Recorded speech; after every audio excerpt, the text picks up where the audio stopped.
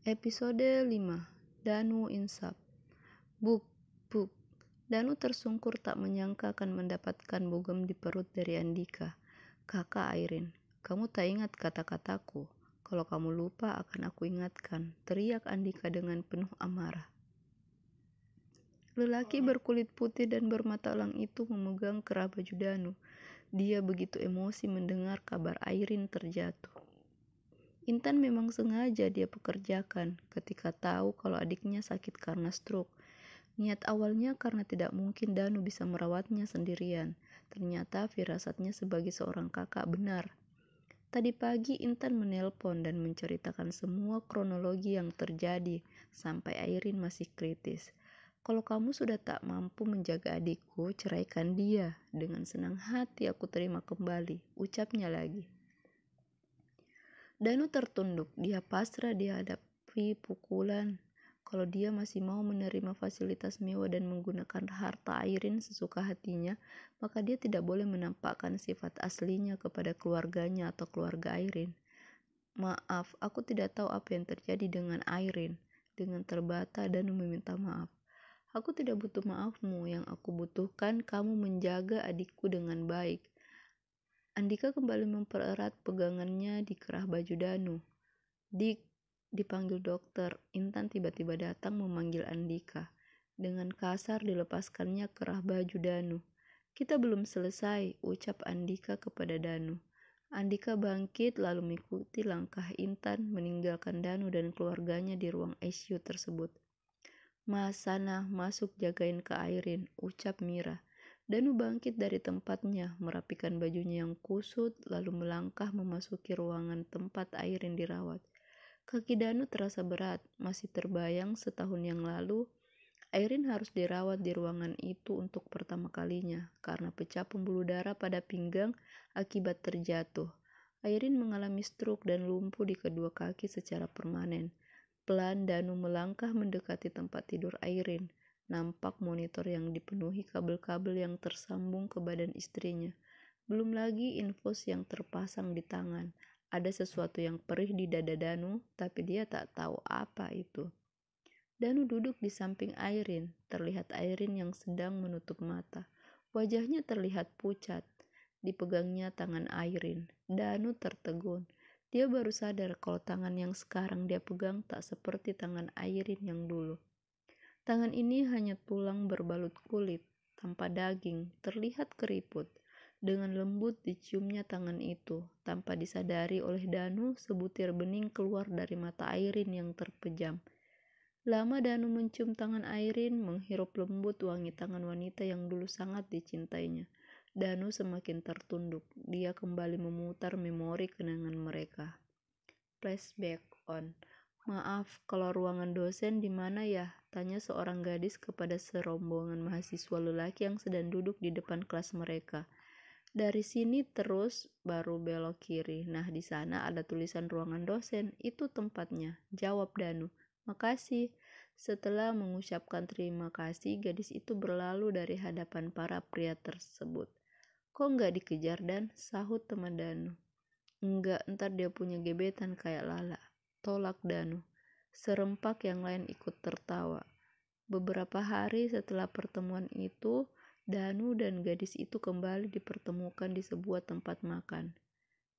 Saat itu, ternyata sang gadis sedang bersedih karena diputuskan oleh pacarnya. Danu yang melihat kejadian itu akhirnya memberanikan diri mendekati gadis yang ternyata bernama Airin. Butuh waktu 3 bulan untuk Danu mendapatkan nomor telepon gadis pujaannya itu. Butuh waktu 1 tahun untuk menjadikan kekasih gadis berlesung pipi tersebut. Sayang, kebahagiaan mereka harus terhalang oleh restu kedua orang tua Airin. Mereka tak merestui hubungan pasangan yang saling mencintai tersebut. Alasannya, Airin masih terlalu muda untuk menikah. Namun, kalau cinta sudah tumbuh dalam hati dua manusia, maka segala rintangan akan mereka hadapi. Begitupun dengan Airin dan Danu. Mereka lebih memilih kawin lari dan Airin memilih ikut pulang ke kota Danu. Untung keluarga Danu menerima Airin dengan baik.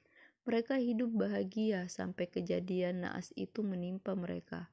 Suatu pagi karena terlambat bangun, akhirnya Danu buru-buru ke kantor. Pagi itu ada meeting dengan perwakilan dari perusahaan luar negeri yang ingin kerjasama dengan perusahaannya. Sampai di kantor, Danu baru sadar ternyata dokumen untuk bahan rapat tertinggal. Maka dia meminta kepada istrinya untuk mengantarkan berkas tersebut ke kantor. Malangnya, dalam perjalanan mobil yang dikendara Airin kecelakaan. Walau selamat, tapi Airin harus rela untuk selamanya duduk di kursi roda. Sejak saat itu, kehidupan rumah tangga mereka berubah. Airin yang larut dengan kesedihannya dan Danu yang butuh kehangatan, membuat sebuah celah untuk orang lain masuk menjadi benalu di rumah tangga mereka. Flashback off. Danu menyugar kasar rambutnya, sesaat lalu kembali menatap wajah istrinya. Dia mengelus lembut pipi yang dulu sering diciumnya.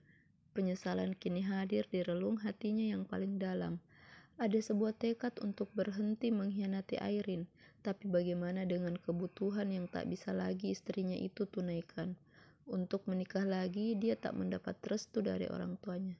Tit, tit, tit.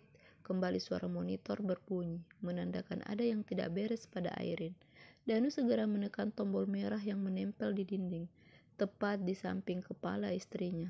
Seorang dokter masuk, diikuti oleh beberapa perawat. Seorang perawat meminta Danu menunggu di luar.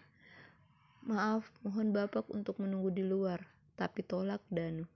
Bapak harus mengerti, kami akan berusaha menyelamatkan pasien. Perawat mendorong Danu agar keluar. Mau tak mau Danu terpaksa keluar. Dia duduk di depan ruang ICU. Tuhan, jika aku masih pantas untuk berdoa, maka tolong selamatkan istriku. Aku mencintainya. Tuhan, kalau bisa diulang, maka biarkan aku yang menggantikan posisi dia, pinta Danu dalam diamnya. Maya sedang menunggu antrian di poli umum. Saat dia melihat Bu Marni dan Mira berjalan menuju kantin, dia melangkah menemui perawat yang berjaga di depan ruang poli. Sus, minta maaf, nomor antrian saya masih lama nggak? Tanyanya. Setelah pasien ini, Bu, jawab suster dengan ramah. Makasih.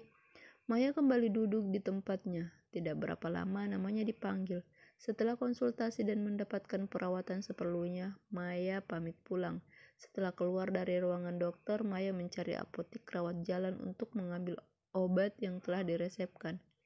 Ternyata apotik berdampingan dengan ruang ICU. Saat melewati ruang ICU, Maya melihat Danu duduk sendiri di kursi tunggu. Tanpa pikir panjang, Maya mendekati Danu. Niatnya untuk bertanya, sedang apa dia di situ. Tapi belum sempat kakinya melangkah, seseorang membekap mulutnya dan menariknya menjauhi ruang ICU. Ya ampun, siapa ya yang menarik Maya? Penasaran? Yuk simak video selanjutnya.